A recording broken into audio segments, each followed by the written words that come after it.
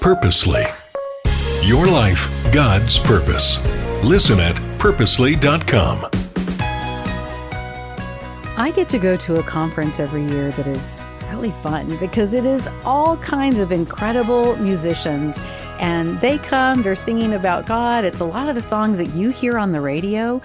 It's such a fun experience. The music's incredible. And I've made a lot of friends who are in radio who are at this particular conference.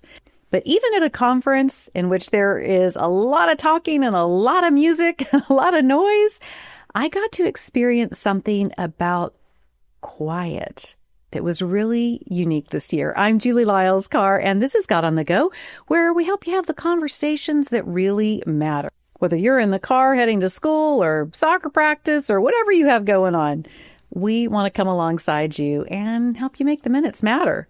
So I'm at this conference, and again, it's a loud, busy kind of an experience because there are so many people there who talk for a living and all these musicians and the music that you get to hear. And so it's just loud and fun and it's a great experience.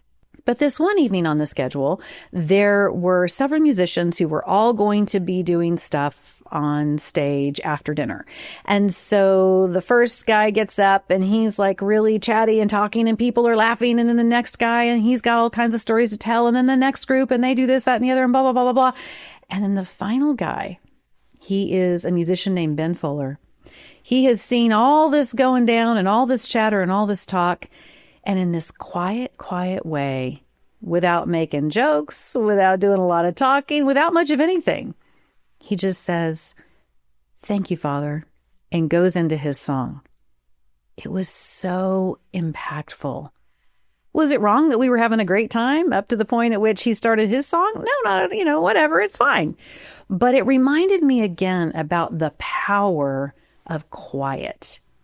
We've been talking over the last few episodes about how powerful it is to be quiet, not seeking the attention or the approval of other people. But we've also talked about the problem with being quiet when you should speak up. And today, well, here's something beautiful about quiet. Sometimes when you get quiet, you can hear God better. You can understand the things better that he's trying to show you. That's how it felt that night at that conference. Because when Ben started to sing that song, I can promise you, we were all really listening because of his quiet heart, because of the quiet way in which he began to offer this song to God as worship. I found this to be really interesting. Do you think people pay better attention when you yell or when you whisper? Researchers say that people pay better attention when something is whispered. Do you feel like maybe that's something your mom or dad need to know, that maybe you'd listen a little better if they weren't yelling? If they would whisper, hey, I get it. Sometimes you feel like you need to really increase the volume so that people will listen to what you're saying. But isn't it interesting that what we find is that the way God designed us as humans, we sometimes do a much better job paying attention to details, paying attention to what is being said when someone gets quiet, when someone whispers. It reminds me of a story that you may know from the Bible. There was a prophet named Elijah, and he was doing all kinds of really amazing things. God was doing some incredible miracles through Elijah, including bringing fire down from heaven and all kinds of amazing, wild stuff. But then that also meant that because Elijah had gotten so much attention, that there were people who were coming after him. They didn't like what he had to say. They didn't like that he was saying, hey, you need to get right with God and straighten up. They didn't like it at all, and they were threatening him. So he escaped out to the wilderness, and when he got there, he got really down. He got really sad. He wanted to hear from God, and in some ways, I think he wanted it to be loud. But God taught him something really important.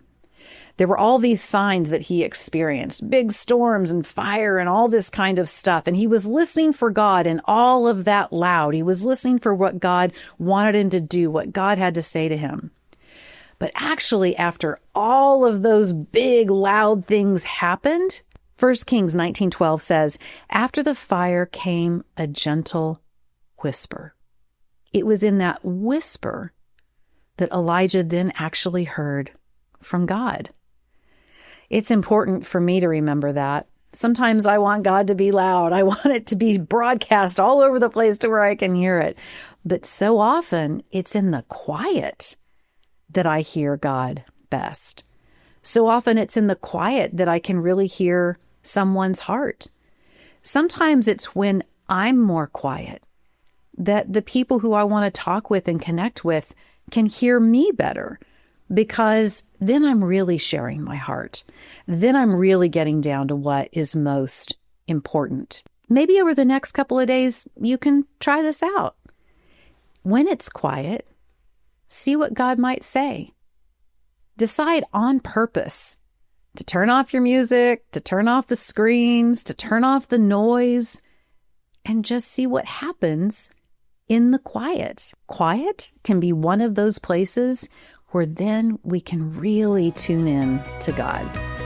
A big thanks to George Fox University. They're our sponsor for God on the Go, and they have a promise to your university student, which is be known. They want you to know that if your students at George Fox University, they make the effort, they are intentional to get to know your student, the hopes and dreams and calling on their life. So be sure and check out georgefox.edu for more information about George Fox University. And I'll see you next time here at God on the Go.